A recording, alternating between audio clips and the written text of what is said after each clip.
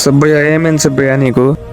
ఆరోగ్యం బాగోవట్లేదు, డబ్బులు కనిపించట్లేదు. నా కొడుకు ఏమైనా తీసాడేమో.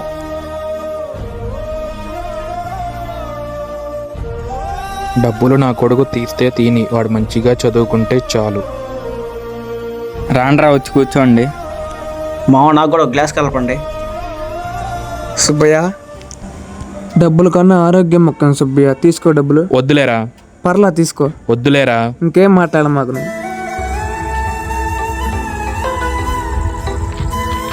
చెప్పు నానా. నాన్న అర్జెంట్ నాకు కాలేజీలో ఫీజు కట్టాలి, ఫోన్పే మనీ పంపివా? అవునా, సరే ఆగు, ఎవరో ఒకరిని అడిగి నేను కొట్టిస్తాను ఇప్పుడే. సరే నన్ను తొందరగా పంపి ఫాస్ట్గా. సరే సరే అమ్మ, తొందరగానే పంపిస్తాను. అయ్యా మా అబ్బాయికి ఎగ్జామ్కి టైం అవుతుందంట, కొంచెం ఈ డబ్బులు ఫోన్పే చేయండి అయ్యా.